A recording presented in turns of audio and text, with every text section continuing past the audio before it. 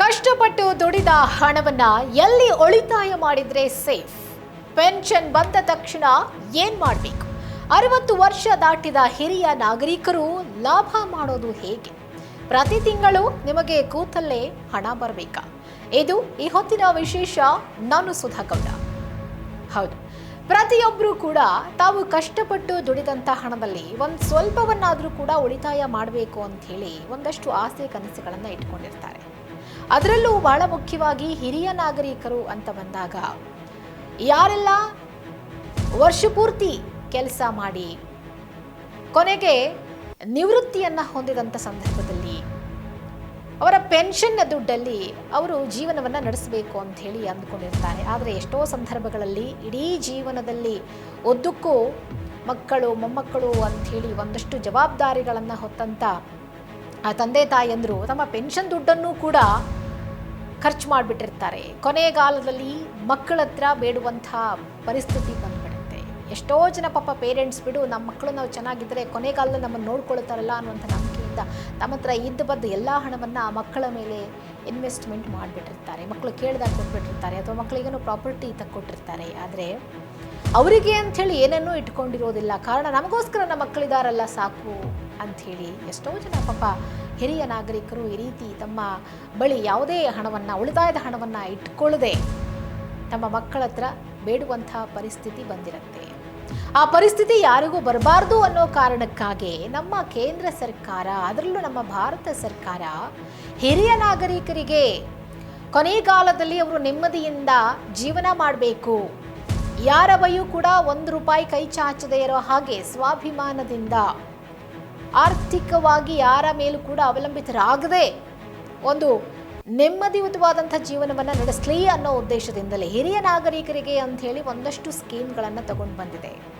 ಆದರೆ ಎಷ್ಟೋ ಜನರಿಗೆ ಈ ಸ್ಕೀಮ್ಗಳ ಬಗ್ಗೆ ಸರಿಯಾಗಿ ಗೊತ್ತಿಲ್ಲ. ಇನ್ವೆಸ್ಟ್ಮೆಂಟ್ ಮಾಡಿದ್ರೆ ಹಣ ಬರುತ್ತಾ ಇಲ್ವಾ, ಬಡ್ಡಿ ಬರುತ್ತಾ ಇಲ್ವಾ ಅನ್ನುವಂಥ ಒಂದಷ್ಟು ಅನುಮಾನಗಳಿದೆ. ಆ ಅನುಮಾನಗಳಿಗೆ ಹೆದರುಕೊಂಡು ಎಷ್ಟೋ ಜನ ಇನ್ವೆಸ್ಟ್ಮೆಂಟ್ ಮಾಡೋದು ಬಿಟ್ಟುಬಿಟ್ಟಿದ್ದಾರೆ. ಇನ್ನು ಎಷ್ಟೋ ಜನ ಕಂಪನಿಗಳಲ್ಲಿ ಹೂಡಿಕೆ ಮಾಡಿರ್ತಾರೆ. ಕಂಪ್ನಿಗಳು ಕೋಟ್ಯಾಂತರ ರೂಪಾಯಿ ದುಡ್ಡನ್ನು ದೋಚಿಕೊಂಡು ಹೋಗ್ಬಿಟ್ಟಿರ್ತವೆ. ಹೀಗಾಗಿ ಎಲ್ಲೂ ಇನ್ವೆಸ್ಟ್ಮೆಂಟ್ ಮಾಡೋದು ಬೇಡಪ್ಪ ಅಂಥೇಳಿ ಎಷ್ಟೋ ಜನ ಪಾಪ ಒಂದಷ್ಟು ಇದ್ದ ಹಣವನ್ನು ಬ್ಯಾಂಕಲ್ಲಿ FD ಹಾಕ್ಕೊಂಡು ಅದರಿಂದ ಬರುವಂಥ ಅಲ್ಪ ಸ್ವಲ್ಪ ಇಂಟ್ರೆಸ್ಟಿಂದ ಜೀವನ ನಡೆಸ್ತಾ ಇರ್ತಾರೆ. ಆದರೆ ಹೆಚ್ಚು ಬಡ್ಡಿ ಬರಬೇಕು ಅನ್ನುವಂಥ ಆಸೆ ಎಲ್ರಿಗೂ ಇದ್ದೇ ಇರುತ್ತೆ. ಯಾಕಂದರೆ ನಾವು ಎಷ್ಟು ಇನ್ವೆಸ್ಟ್ಮೆಂಟ್ ಮಾಡಿರ್ತೀವೋ ಅದಕ್ಕೆ ತಕ್ಕನಂಗೆ ಬಡ್ಡಿ ಬಂದರೆ ಅದು ನಮಗೆ ಒಂದು ರೀತಿ ಲಾಭ. ಸೊ ಹಾಗಾಗಿ ನೋಡಿ, ಭವಿಷ್ಯಕ್ಕೆ ನೆರವಾಗಬೇಕು, ಯಾವುದೇ ಒಂದು ಉಳಿತಾಯ ಭವಿಷ್ಯಕ್ಕೆ ನೆರವಾಗಬೇಕು ಅಂತಂದರೆ ನಾವು ಈಗಲಿಂದಲೇ ಪ್ಲ್ಯಾನ್ ಮಾಡಿಕೊಳ್ಬೇಕು. ಗಳಿಸಿದ ಹಣವನ್ನು ಎಲ್ಲಿ ಹೂಡಿಕೆ ಮಾಡಿದರೆ ಸುರಕ್ಷಿತ ಅನ್ನೋದನ್ನು ಯೋಚನೆ ಮಾಡಬೇಕು, ತಿಳ್ಕೊಳ್ಬೇಕು. ಅದರ ಬಗ್ಗೆ ಒಂದಷ್ಟು ಮಾಹಿತಿಗಳನ್ನು ಕಲೆ ಹಾಕಬೇಕು. ನನ್ನ ಕೊನೆಗಾಲದ ಜೀವನ ನನ್ನದೇ ಜವಾಬ್ದಾರಿ, ಯಾರು ನೋಡ್ಕೊಳ್ತಾರೋ ಬಿಡ್ತಾರೋ, ನಾನು ಆರ್ಥಿಕವಾಗಿ ಗಟ್ಟಿಯಾಗಿರಬೇಕು.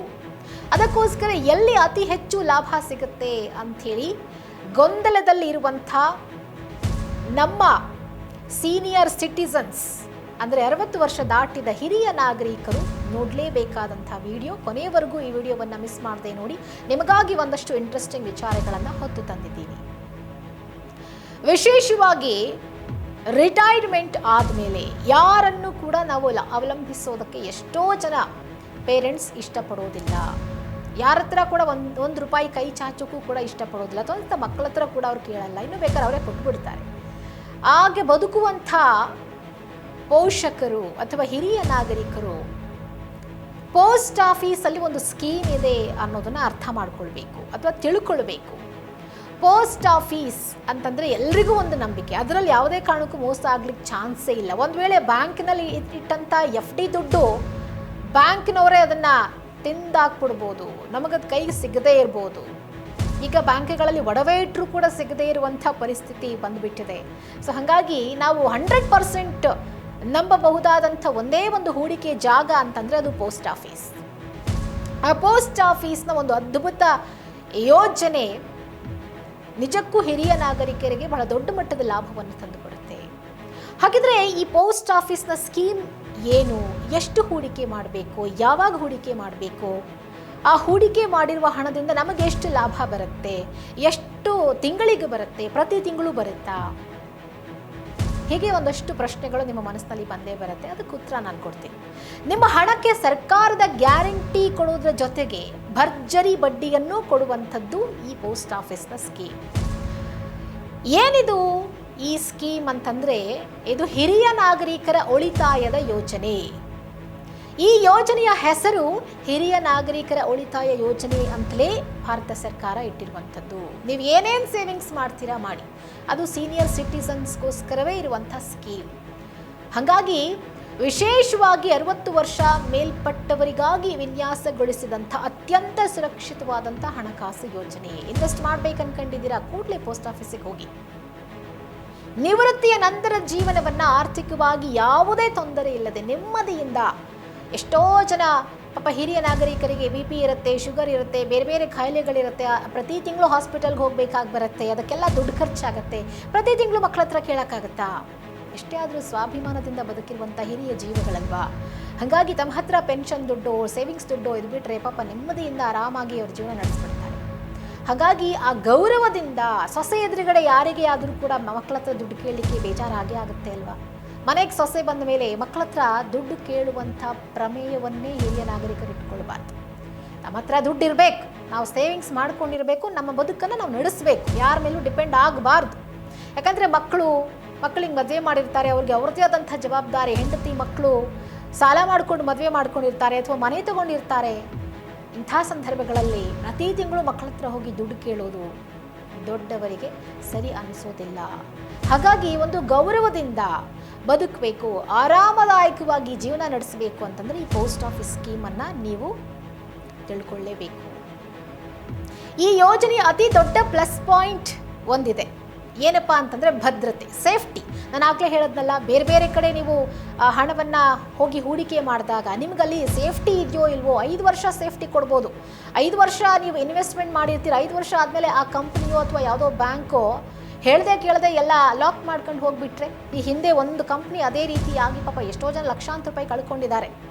ಹಾಗಾಗಿ ಈ ಪೋಸ್ಟ್ ಆಫೀಸ್ ಸ್ಕೀಮ್ನಲ್ಲಿ ಯಾವುದೇ ಕಾರಣಕ್ಕೂ ನಿಮಗೆ ಆ ಥರದ ಒಂದು ವಿಚಾರ ಇರೋದೇ ಇಲ್ಲ. ಒಂದು ಭದ್ರತೆ ಇರುತ್ತೆ, ಸೇಫ್ಟಿ ಇರುತ್ತೆ. ಇದು ಇದರ ಬಹಳ ದೊಡ್ಡ ಪ್ಲಸ್ ಪಾಯಿಂಟ್. ಕಣ್ಣು ಮುಚ್ಚಿಕೊಂಡು ನೀವು ಇನ್ವೆಸ್ಟ್ಮೆಂಟ್ ಮಾಡ್ಬೋದು, ಕಣ್ಣು ಮುಚ್ಚಿಕೊಂಡು ಲಕ್ಷಾಂತರ ರೂಪಾಯಿ ದುಡ್ಡನ್ನು ಪೋಸ್ಟ್ ಆಫೀಸ್ನಲ್ಲಿ ನೀವು ಇಡ್ಬೋದು. ಇದನ್ನು ಪೋಸ್ಟ್ ಆಫೀಸ್ಗಳು ಮತ್ತು ಆಯ್ದ ರಾಷ್ಟ್ರೀಕೃತ ಬ್ಯಾಂಕ್ಗಳ ಮೂಲಕ ನಿರ್ವಹಿಸಲಾಗುತ್ತೆ. ನೀವು ಠೇವಣಿ ಇಡುವಂಥ ಪ್ರತಿ ರೂಪಾಯಿಗೂ ಕೇಂದ್ರ ಸರ್ಕಾರವೇ ನೇರವಾಗಿ ಗ್ಯಾರಂಟಿಯನ್ನು ಕೊಡುತ್ತೆ. ನಿಮ್ಮ ಹಣ ಮುಳುಗುವ ಅಥವಾ ಕಳೆದುಕೊಳ್ಳುವಂಥ ಯಾವುದೇ ಅಪಾಯ ಇಲ್ಲಿ ಇರೋದಿಲ್ಲ. ಕಣ್ಣು ಮುಚ್ಕೊಂಡು ನೀವು 10 ಲಕ್ಷ ಇಡ್ತೀರಾ ಇಡಿ, 20 ಲಕ್ಷ ಇಡ್ತೀರಾ ಇಡಿ, ಅದಕ್ಕೆ ಏನು ಬಡ್ಡಿ ಕೊಡಬೇಕು?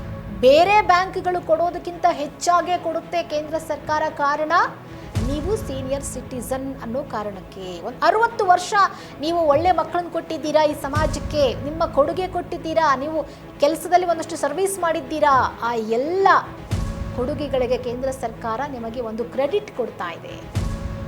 ನೋಡಿ, ಮುಳುಗುವ ಅಥವಾ ಕಳೆದುಕೊಳ್ಳುವ ಅಂತಂದರೆ ನಾವು ಯಾವುದೇ ಕಾರಣಕ್ಕೂ ಕೂಡ ಯಾವುದೇ ಭಯ ಇಲ್ಲದೆ, ನಮ್ಮ ದುಡ್ಡು ಇಟ್ಬಿಟ್ರೆ ವಾಪಸ್ ಬರುತ್ತೋ ಇಲ್ವೋ, ಇಂಟ್ರೆಸ್ಟ್ ಎಷ್ಟು ಬರುತ್ತೋ ಇಲ್ವೋ ಅನ್ನೋ ಯಾವುದೇ ಭಯ ಇಲ್ಲದೆ ನೀವು ಈ ಪೋಸ್ಟ್ ಆಫೀಸ್ ಸ್ಕೀಮ್ನಲ್ಲಿ ನಿಮ್ಮ ಹಣವನ್ನು ಇನ್ವೆಸ್ಟ್ ಮಾಡ್ಬೋದು.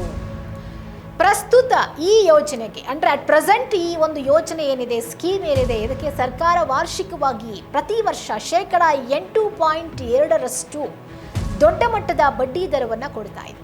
ನೋಡಿ, ಇವಾಗ ನಾವು ಬೇರೆ ಬೇರೆ ಕಡೆಯೆಲ್ಲ ಹಣ ಇಟ್ಟಾಗ 6%, 7% ಮ್ಯಾಕ್ಸಿಮಮ್ ನಾವು ಇಂಟ್ರೆಸ್ಟನ್ನು ತಗೊಳ್ಬೋದು. ಆದರೆ ಅದಕ್ಕಿಂತಲೂ ಹೆಚ್ಚು ಎಲ್ಲೂ ಸಿಗ್ಲಿಕ್ಕೆ ಚಾನ್ಸೇ ಇಲ್ಲ. ಆದರೆ ಅದು ಪೋಸ್ಟ್ ಆಫೀಸ್ನಲ್ಲಿ ಸಿಗುತ್ತೆ, ಅದು ಸೀನಿಯರ್ ಸಿಟಿಸನ್ಸ್ಗೆ ಮಾತ್ರ. 8.2% ಬಡ್ಡಿ ದರವನ್ನು ಬಡ್ಡಿಯನ್ನು ಕೊಡ್ತಾ ಇದೆ ನೀವು ಇಡುವಂಥ ಹಣಕ್ಕೆ. ಇದು ಸಾಮಾನ್ಯ ಬ್ಯಾಂಕ್ FDಗಳಿಗಿಂತಲೂ ಹೆಚ್ಚಿನ ಬಡ್ಡಿ ಅನ್ನೋದು ನಿಮ್ಮ ಗಮನದಲ್ಲಿರಲಿ. ಮತ್ತು ಈ ಯೋಜನೆಗೆ ಸೇರೋದಕ್ಕೆ ಲಕ್ಷಾಂತರ ರೂಪಾಯಿ ಬೇಕಾ ಅಂತ ನೀವು ಕೇಳ್ತಾ ಇದ್ರೆ ಖಂಡಿತ ಇಲ್ಲ. ಕೇವಲ 1,000 ರೂಪಾಯಿಯನ್ನು ನೀವು ಪಾವತಿಸಿದ್ರೆ ಸಾಕು. ಹೇಗೆ ನೋಡಿ, ಯಾವುದೇ ಹಿರಿಯ ನಾಗರಿಕರು ತಮ್ಮ ಹೆಸರಿನಲ್ಲಿ ಒಂದು ಖಾತೆಯನ್ನು ಓಪನ್ ಮಾಡಬಹುದು 1,000 ರೂಪಾಯಿಯನ್ನು ಹಾಕಿ. ಗರಿಷ್ಠ ಅಂದರೆ ಈ ಯೋಜನೆಯಲ್ಲಿ ನೀವು 30 ಲಕ್ಷ ರೂಪಾಯಿಗಳವರೆಗೂ ಕೂಡ ಠೇವಣಿ ಇಡೋದಕ್ಕೆ ಅವಕಾಶ ಇದೆ. ಕೆಲವರಿಗೆ ರಿಟೈರ್ಮೆಂಟ್ ಆದ ತಕ್ಷಣ ಅವರ ಸಂಬಳದ ಮೇಲೆ ಡಿಪೆಂಡ್ ಆಗಿರುತ್ತೆ. 10 ಲಕ್ಷ ಬರ್ಬೋದು, 20 ಲಕ್ಷ ಬರ್ಬೋದು, 30 ಲಕ್ಷನೂ ಬರ್ಬೋದು. ಬಂದಂಥ ಅಷ್ಟೂ ಹಣವನ್ನು ನೀವು ಖರ್ಚು ಮಾಡದೆ ಅಷ್ಟೂ ಹಣವನ್ನು ಪೋಸ್ಟ್ ಆಫೀಸ್ನಲ್ಲಿ ಇಟ್ಬಿಟ್ರೆ ಪ್ರತಿ ತಿಂಗಳು ಕೂಡ ನೀವು ಕೂತಲ್ಲಿಗೆ ನಿಮ್ಮ ಅಕೌಂಟಿಗೆ ದುಡ್ಡು ಬಂದು ಬೀಳುತ್ತೆ. ಯಾರ ಮೇಲೂ ಡಿಪೆಂಡ್ ಆಗೋ ಅವಶ್ಯಕತೆ ಇರೋದಿಲ್ಲ. ಇನ್ನೊಂದು ಖುಷಿ ವಿಚಾರ ಅಂದರೆ ಈ ಯೋಜನೆಯಲ್ಲಿ ಹೂಡಿಕೆ ಮಾಡುವ ಹಣಕ್ಕೆ ಆದಾಯ ತೆರಿಗೆ ಕಾಯ್ದೆ ಸೆಕ್ಷನ್ 80C ಅಡಿಯಲ್ಲಿ ವರ್ಷಕ್ಕೆ 1.5 ಲಕ್ಷ ರೂಪಾಯಿಗಳವರೆಗೆ ತೆರಿಗೆ ವಿನಾಯಿತಿ ಕೂಡ ಸಿಗುತ್ತೆ. ನೋಡಿ, ನೀವು ಟ್ಯಾಕ್ಸ್ ಕಟ್ಟಂಗಿಲ್ಲ.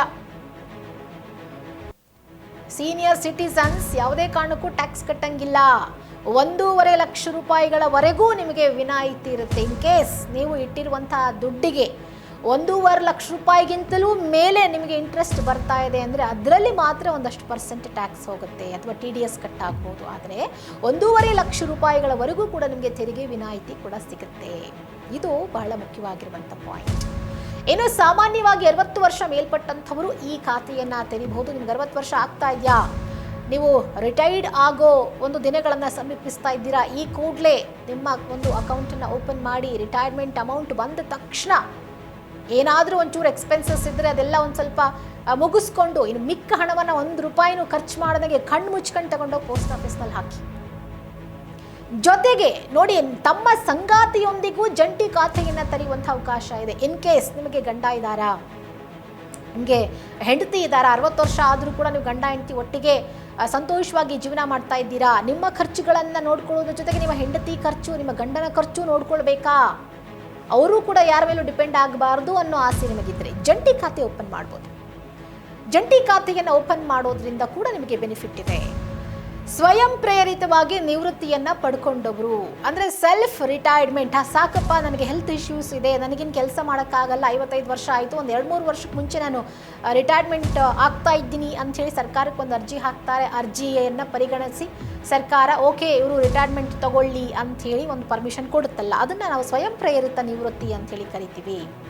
55 ವರ್ಷ ಮೇಲ್ಪಟ್ಟಿದ್ರೆ ಮತ್ತು ರಕ್ಷಣಾ ಇಲಾಖೆಯಿಂದ ನಿವೃತ್ತರಾದವರು ಅಂದರೆ ಸೇನೆಯಲ್ಲಿ ಸರ್ವಿಸ್ ಮಾಡ್ತಾ ಇರ್ತಾರಲ್ಲ ಅಂಥವರು ಸ್ವಲ್ಪ 60 ವರ್ಷ ಆಗ್ತಾ ಇದ್ದಂಗೆ ಅದಕ್ಕಿಂತ ಮುಂಚೆಲೇ 1-2 ವರ್ಷ ಬೇಗ ರಿಟೈರ್ಮೆಂಟ್ ತಗೊಂಡು ವಾಪಸ್ ಬಂದುಬಿಡ್ತಾರೆ, ಸಾಕಪ್ಪ ಸೇವೆ ಮಾಡಿದ್ದು ಅಂಥೇಳಿ.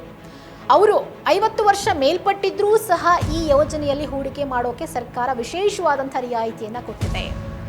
ನೋಡಿ, ನಾನು ಆಗಲೇ ಹೇಳಿದೆ 60 ವರ್ಷ ಮೇಲ್ಪಟ್ಟಂಥ ಸೀನಿಯರ್ ಸಿಟಿಸನ್ಸ್ಗೆ ಪೋಸ್ಟ್ ಆಫೀಸ್ನಲ್ಲಿ ಈ ಸ್ಕೀಮ್ ಇದೆ ಅಂತ. ಆದರೆ ಇನ್ನೊಂದು ವಿಚಾರ ನಿಮಗೆ ಗೊತ್ತಿರಲಿ, 60 ವರ್ಷಕ್ಕಿಂತ ಮುಂಚೆ ನೀವೇನಾದರೂ ಸೆಲ್ಫ್ ರಿಟೈರ್ಮೆಂಟ್ ತಗೊಂಡಿದ್ರೆ ಅಥವಾ 50 ವರ್ಷಕ್ಕೂ ಸೆಲ್ಫ್ ರಿಟೈರ್ಮೆಂಟ್ ತಗೊಂಡಿದ್ರೆ, ನೀವು ಸೇನಾಧಿಕಾರಿಯಾಗಿ ಅಥವಾ ನಮ್ಮ ಭಾರತೀಯ ರಕ್ಷಣಾ ಇಲಾಖೆಯಲ್ಲಿ ಸೇವೆ ಸಲ್ಲಿಸಿದ್ರಾ, ಒಬ್ಬ ಸೈನಿಕನಾಗಿ ಸೇವೆ ಸಲ್ಲಿಸಿದ್ರಾ, ನಿಮಗೂ ಪೋಸ್ಟ್ ಆಫೀಸ್ನಲ್ಲಿ ಸ್ಕೀಮ್ ಇದೆ. ಆದರೆ 50 ವರ್ಷ ಮೇಲ್ಪಟ್ಟಿರಬೇಕು.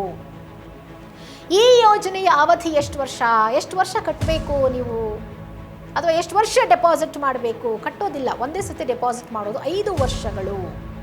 ಈ ಯೋಜನೆಯ ಅವಧಿ 5 ವರ್ಷ. 5 ವರ್ಷಕ್ಕೆ ನೀವು ಫಾರ್ ಎಕ್ಸಾಂಪಲ್ ಒಂದು 30 ಲಕ್ಷ ಪೋಸ್ಟ್ ಆಫೀಸ್ನಲ್ಲಿ ಇಡ್ತೀರಾ ಅಂತ ಇಟ್ಕೊಳ್ಳೋದಕ್ಕೆ 8.2% ಇಂಟ್ರೆಸ್ಟ್ ಪ್ರತಿ ತಿಂಗಳು ನಿಮ್ಮ ಅಕೌಂಟಿಗೆ ಬಂದು ಬೀಳುತ್ತೆ. ಪ್ರತಿ 3 ತಿಂಗಳಿಗೊಮ್ಮೆ ನಿಮಗೆ ಬಡ್ಡಿ ಹಣವನ್ನು ಪಾವತಿಸಲಾಗುತ್ತೆ. ನೋಡಿ, ನೀವು ಹೆಂಗೆ ಸ್ಕೀಮ್ ಅಂತ ಬಂದಾಗ ಕೆಲವೊಂದು ಪ್ರತಿ ತಿಂಗಳು ಕೊಡುವಂಥ ಪೋಸ್ಟ್ ಆಫೀಸ್ನವು ಇದ್ದಾವೆ ಸ್ಕೀಮ್ಗಳು, ಇನ್ನು ಕೆಲವು 3 ತಿಂಗಳಿಗೊಮ್ಮೆ ನಿಮ್ಮ ಬಡ್ಡಿಯ ಹಣವನ್ನು ಪಾವತಿ ಮಾಡ್ತಾರೆ. ಸೊ ನಿಮಗೆ ಯಾವ್ದು ಬೇಕು ನೀವು ಅದನ್ನು ಆಯ್ಕೆ ಮಾಡ್ಕೊಳ್ಬೇಕು.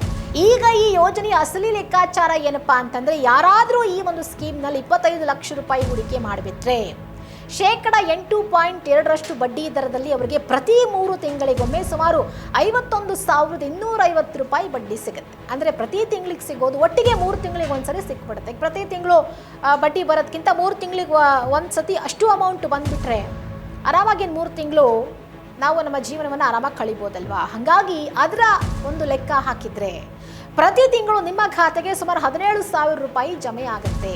ಅಂದರೆ 3 ತಿಂಗಳಿಗೆ ಒಂದ್ಸರಿ ಅವರು ಬಡ್ಡಿಯನ್ನು ಲೆಕ್ಕ ಹಾಕ್ತಾರೆ. ಅದು ಪ್ರತಿ ತಿಂಗಳಿಗೆ 17,000 ರೂಪಾಯಿ ಜಮೆ ಆಗುತ್ತೆ. ಎಲ್ಲ ನಿಮಗೆ 3 ತಿಂಗಳು ಒಟ್ಟಿಗೆ ಬೇಕು ಅಂತಂದರೆ 3 ತಿಂಗಳಿಗೂ ಕೂಡ ಆ ಒಂದು ಹಣ ನಿಮ್ಮ ಅಕೌಂಟಿಗೆ ಬಂದು ಬೀಳುತ್ತೆ. 5 ವರ್ಷಗಳ ನಂತರ ನೀವು ಹೂಡಿಕೆ ಮಾಡಿದ 25 ಲಕ್ಷ ರೂಪಾಯಿ ಅಸಲನ್ನು ನೀವು ವಾಪಸ್ ಪಡ್ಕೊಳ್ಬೋದು. ನೋಡಿ, ಕೊನೆಯವರೆಗೂ ನೀವೇನು ಅಕೌಂಟಲ್ಲಿ ದುಡ್ಡಿಡಬೇಕು ಅಂತೇನಿಲ್ಲ. 5 ವರ್ಷಕ್ಕೆ ಒಂದು 25 ಲಕ್ಷನೋ 30 ಲಕ್ಷನೋ ಇಟ್ಟಿದ್ದೀರಾ ಅಂತ ಇಟ್ಕೊಳ್ಳಿ. 55 ವರ್ಷ ನಿಮಗೆ ಇವಾಗ ನೀವು ಸೆಲ್ಫ್ ರಿಟೈರ್ಮೆಂಟ್ ತಗೊಂಡಿದ್ದೀರಾ. 60 ವರ್ಷ ಆಗೋವರೆಗೂ ನೀವು ಆ ರಿಟೈರ್ಮೆಂಟ್ ದುಡ್ಡನ್ನು ನೀವು ಪೋಸ್ಟ್ ಆಫೀಸ್ನಲ್ಲಿ ಸ್ಕೀಮಾಗಿ ಇಡ್ಬೋದು. 60 ವರ್ಷಕ್ಕೆ ರಿಟೈರ್ಡ್ ಆದರೆ ಆ 60 ವರ್ಷದಿಂದ 65ನೇ ವರ್ಷ ತುಂಬುವಷ್ಟರೊಳಗಾಗಿ ನೀವು ಪ್ರತಿ ತಿಂಗಳು ಕೂಡ ನಿಮಗೆ ಬೇಕಾಗಿರುವಷ್ಟು ಬಡ್ಡಿ ಹಣ ನಿಮ್ಮ ಅಕೌಂಟಿಗೆ ಬಂದು ಬೀಳ್ತಾ ಇರುತ್ತೆ. 65 ವರ್ಷ ಆದಮೇಲೆ ಎಷ್ಟು ಹಣವನ್ನು ನೀವು ಹೂಡಿಕೆ ಮಾಡಿದ್ದೀರ ಅಷ್ಟು ಹಣವನ್ನು ವಾಪಸ್ ತಗೊಳ್ಬೋದು. ಅದರ ಜೊತೆಗೆ 5 ವರ್ಷ ನೀವು ನಿಮ್ಮ ಒಂದು ಬಡ್ಡಿ ಹಣವನ್ನು ಕೂಡ ಪಡ್ಕೊಂಡಿರ್ತೀರಾ. ಬಯಸಿದ್ರೆ ಇನ್ ಕೇಸ್ ಇನ್ನೂ ನಾನು ಕಂಟಿನ್ಯೂ ಮಾಡಬೇಕು, ಇರಲಿ ಇನ್ನೊಂದು 3 ವರ್ಷ ಪೋಸ್ಟ್ ಆಫೀಸ್ ಸ್ಕೀಮ್ ಮುಂದುವರಿಸೋಣ ಅಂತ ಏನಾದರೂ ನೀವು ಅಂದ್ಕೊಂಡ್ರೆ ಇನ್ನೂ 3 ವರ್ಷಗಳವರೆಗೆ ನೀವು ಅದನ್ನು ಮುಂದುವರಿಸ್ಬೋದು. ಪ್ರತಿ ತಿಂಗಳು ಅದೇ ರೀತಿಯಾಗಿ ನಿಮ್ಮ ಅಕೌಂಟಿಗೆ ಹಣ ಬಂದು ಬೀಳುತ್ತೆ. ಸೊ ನೋಡಿದ್ರಲ್ಲ, ಇದು ಈ ಪೋಸ್ಟ್ ಆಫೀಸ್ ಸ್ಕೀಮ್ನ ಒಂದು ಅತ್ಯದ್ಭುತವಾದಂಥ ಒಂದು ಆಫರ್ ಸೀನಿಯರ್ ಸಿಟಿಸನ್ಸ್ಗೆ ಇರುವಂಥದ್ದು.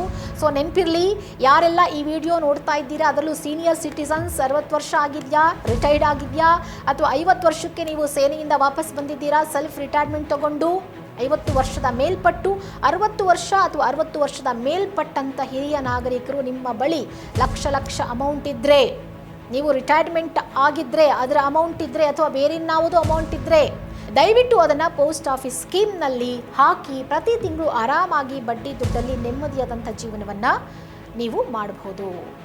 ಇನ್ನು ಹೆಚ್ಚಿನ ಮಾಹಿತಿ ಬೇಕು ಅಂತಂದರೆ ನಿಮ್ಮ ಹತ್ತಿರದ ಪೋಸ್ಟ್ ಆಫೀಸ್ಗಳಿಗೆ ಹೋಗಿ ವಿಚಾರಿಸಿ. ಸ್ಕೀಮ್ ಇದ್ದರೆ ಆ ಕೂಡಲೇ ನಿಮ್ಮ ಒಂದು ಹೂಡಿಕೆಯನ್ನು ಶುರು ಮಾಡಿ ನಿಮ್ಮ ನಿವೃತ್ತಿ ಜೀವನವನ್ನು ಆರಾಮದಾಯಕವಾಗಿ ಯಾರ ಮೇಲೂ ಕೂಡ ಅವಲಂಬಿತರಾಗದೆ ಸ್ವತಂತ್ರವಾಗಿ ಜೀವನವನ್ನು ಕಳೆಯಿರಿ.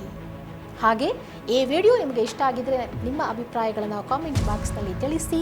ನಿಮ್ಮ ಸ್ನೇಹಿತರಿಗೆ ಈ ವಿಡಿಯೋವನ್ನು ಶೇರ್ ಮಾಡಿ. Thank you.